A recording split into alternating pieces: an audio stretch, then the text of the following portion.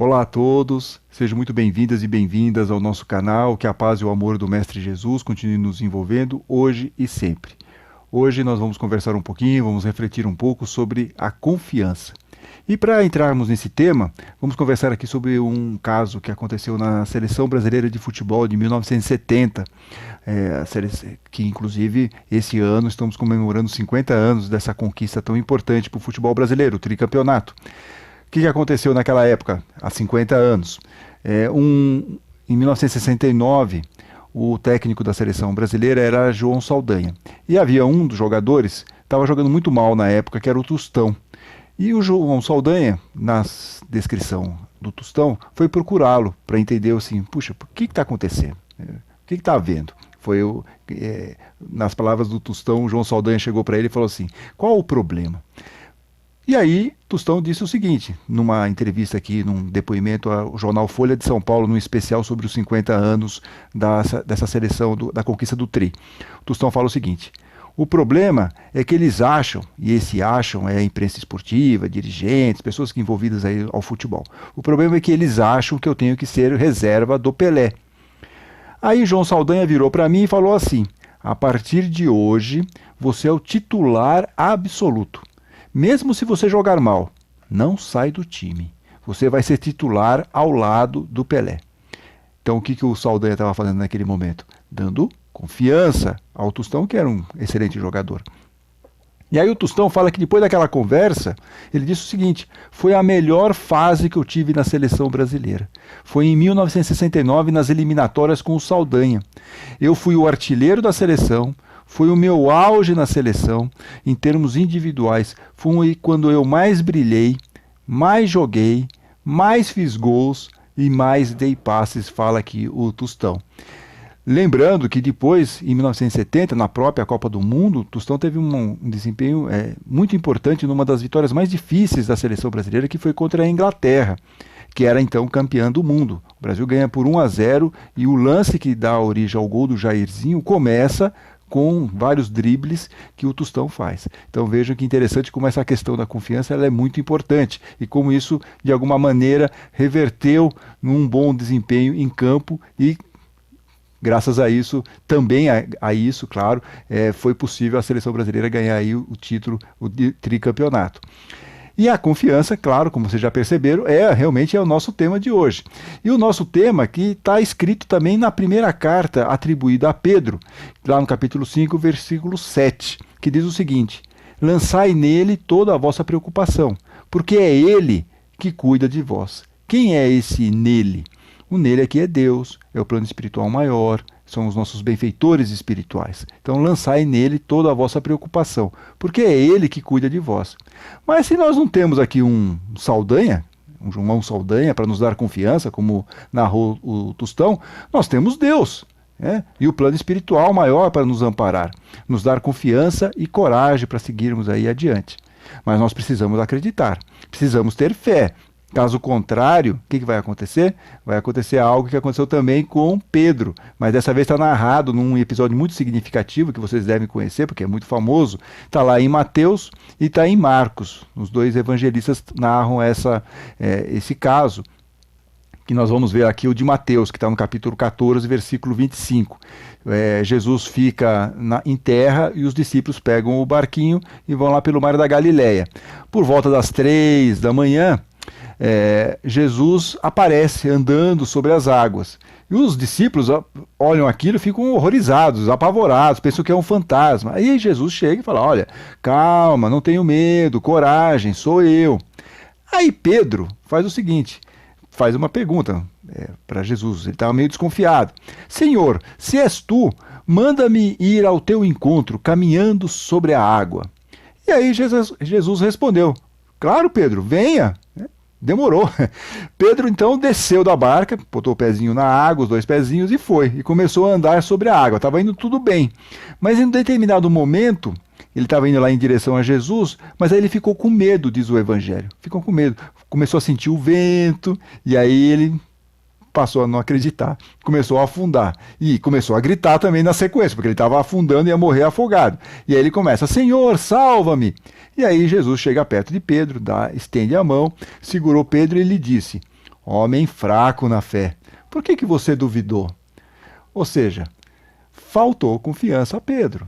Como muitas vezes também falta confiança para nós. Falta confiança que nós temos capacidades para fazer algo, né? Obviamente não é o caso de nós andarmos sobre as águas. Talvez se nós estivéssemos lá naquele momento como Pedro, nós nem arriscaríamos colocar um pezinho na água. Pedro pelo menos tentou fazer algo um pouco mais, né? Mas é difícil mesmo, é uma questão desafiadora, duro ter essa questão da confiança, conquistarmos essa questão da confiança. Confiança, óbvio, em nós mesmos, nos outros, confiança de que somos amparados pelo Pai, pelo plano espiritual maior, que temos uma série de talentos, que temos potencialidades, confiança. Por isso que um escritor espírita, que eu já mencionei aqui em outras vezes, o Alexandre Caldini, tem um livro chamado Na Vida, na Visão do Espiritismo, ele fala o seguinte sobre esse aspecto da confiança. Desconfiar nos mantém constantemente tensos, inseguros, ansiosos, preocupados, irritados e angustiados. Desconfiar, diz o Caldini, cansa. Por outro lado, um ato de confiança dá paz e tranquilidade. Não foi isso que aconteceu com o Tostão? Quando ele recebeu aquele gesto de confiança do João Saldanha? A partir daquele momento ele teve paz e tranquilidade e pôde jogar seu bom futebol. Mas para conseguirmos essa confiança, é necessário trabalharmos a nossa mente, ou como dizem os esportistas e tudo mais, o nosso psicológico. Né? Como Jesus queria que Pedro lá fizesse ao caminhar sobre as águas, que ele acreditasse, que ele tivesse essa certeza que ele seria capaz de fazer aquilo. E já que nós estamos falando de esporte, falamos de futebol com o Tostão, vamos continuar nessa área esportiva. Tem um caso famoso para ilustrar essa questão aqui dessa dificuldade, da parte psicológica, que ocorreu com a saltadora brasileira, saltadora com vara, a brasileira Fabiana Miller. Em 2011, vocês se lembram? Em 2011 ela foi campeã mundial na categoria ao saltar incríveis 4,85 m, fazer esse salto com vara. E, óbvio, essa foi a primeira medalha de ouro no Brasil num campeonato mundial de atletismo e tornou a Fabiana favorita para a Olimpíada que iria ocorrer um ano depois, em 2012, lá em Londres. Só que chegou lá, em Londres, na capital britânica, e a Fabiana Miller não conseguiu repetir suas boas atuações, ficou longe disso, inclusive. Depois foram perguntar, puxa, o que aconteceu? Por que você não conseguiu saltar e tal? Ela culpou o vento, que estava atingindo a todos e não só a brasileira. Fazemos aqui esse parêntese. Então o que faltou para ela? O que aconteceu com a Fabiana Miller naquele momento? Algo que nós podemos especular aqui, que bem provável que faltou confiança para ela naquele momento tão importante. E a falta de confiança, vejam só, nos imobiliza, né? Não nos deixa seguir em frente e muitas vezes afundamos, como aconteceu com Pedro. E precisamos fugir desse estado mental que nos coloca para baixo. Eu tenho um amigo, só para vocês terem uma noção de como essa questão da parte psicológica é muito importante, ele dá aula de reforço escolar para jovens e crianças em uma ONG, no Capão Redondo, que é um bairro periférico aqui de São Paulo, na zona sul da cidade de São Paulo, e ele dá essa aula de reforço para essas crianças em vulnerabilidade social. E aí ele me disse o seguinte: olha, a coisa que mais me surpreendeu não foi que eles não sabiam fazer conta. Isso foi uma segunda etapa. A primeira etapa é que todos eles chegavam para mim e falavam: eu não tenho condições, eu não consigo fazer essas contas, eu sou burro, eu sou limitado. E ele tinha que gastar um tempo antes para fazer com que essas pessoas, esses jovens, essas crianças, recuperassem a sua autoestima, a sua confiança e pudessem ver e perceber na prática que elas realmente tinham, em sua grande maioria, tinham sim condições de fazer os exercícios. Então vejam como essa questão da confiança ela é importante, mas nós temos que acreditar, porque senão colocamos o quê? Uma barreira, colocamos um impedimento, colocamos um muro e acreditamos que não somos capazes de atravessar aquele momento. Precisamos encarar esses medos por nossa conta e, obviamente, sempre pedindo ajuda aí do plano espiritual para nos dar o quê? Essa confiança, essa coragem, essa sustentação para seguirmos em frente.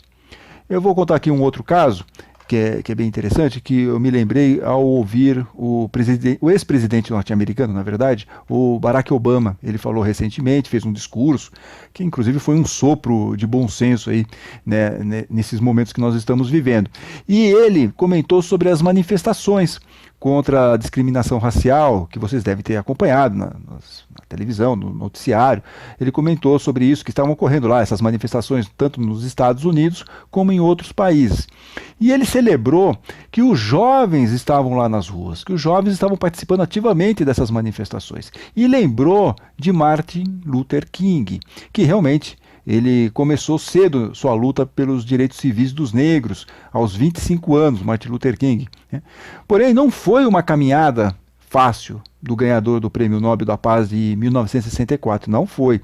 O Barack Obama não fala dessa parte, mas é importante porque isso tem tudo a ver com a parte nossa da confiança e a parte que nós estamos amparados pelo plano espiritual.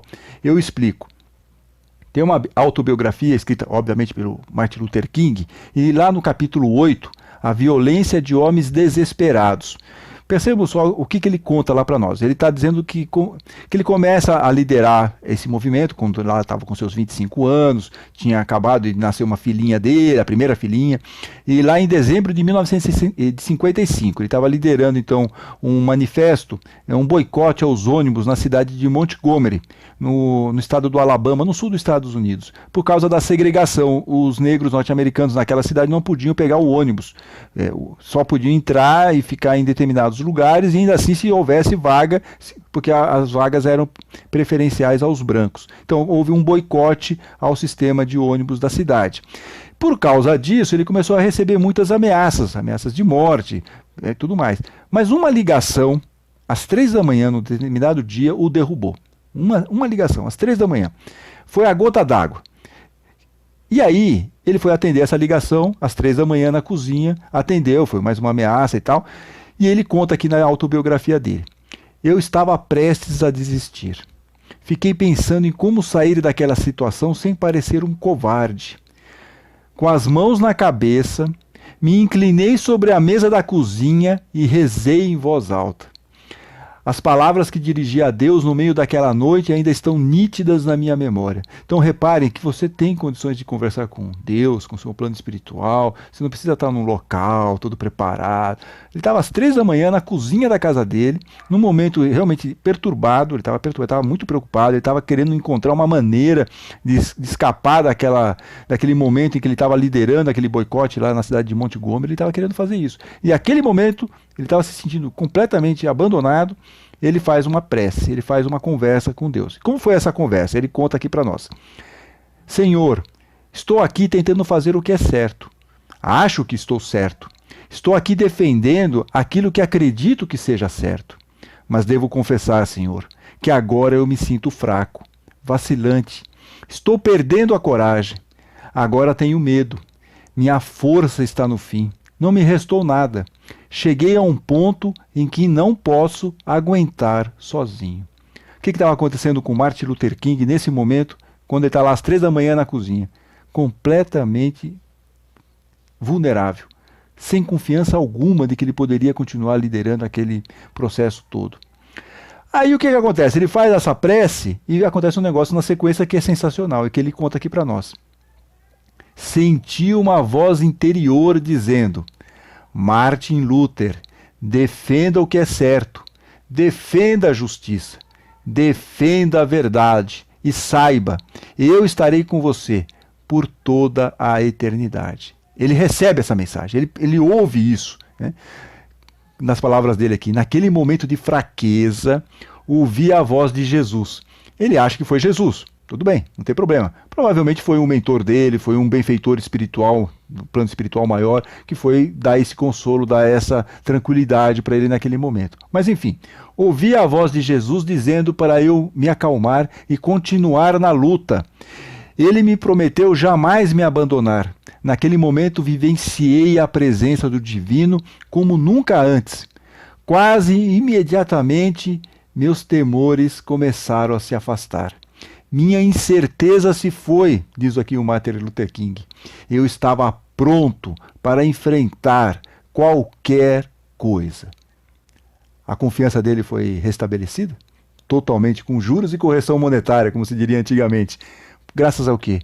graças ao plano espiritual que foi lá e o amparou. Esse mesmo plano espiritual que também está à nossa disposição, que também está ao nosso lado, o nosso mentor, nossos benfeitores, estão lá. Nós só precisamos fazer esse contato. Naquele momento que nós estamos muito em dúvida, vamos entrar em contato com eles, vamos pedir essa ajuda, para dar essa confiança, essa força, para nós podermos seguir em frente. Ou seja, após a prece de Martin Luther King, ele adquiriu o quê? Essa confiança para seguir em frente. Por isso, e acho que é importante nós encerrarmos aqui a nossa conversa, repetindo essa mesma frase que está lá na carta de Pedro que nós abrimos o nosso programa. Lançai nele toda a vossa preocupação, porque é ele que cuida de vós. Portanto, vamos olhar para o plano espiritual também para esses momentos. Vamos ter mais confiança em nós, vamos ter mais certeza de que nós temos condições de passarmos por as adversidades, passarmos por todas essas dificuldades com muita força, com muita obstinação. Nós temos condições de fazer isso. Basta acreditar, basta lançar nele, ao plano espiritual maior, a Deus, a Jesus, toda a nossa preocupação, porque é ele que vai cuidar de nós. Muita paz a todos, até a próxima oportunidade, fiquem com Deus.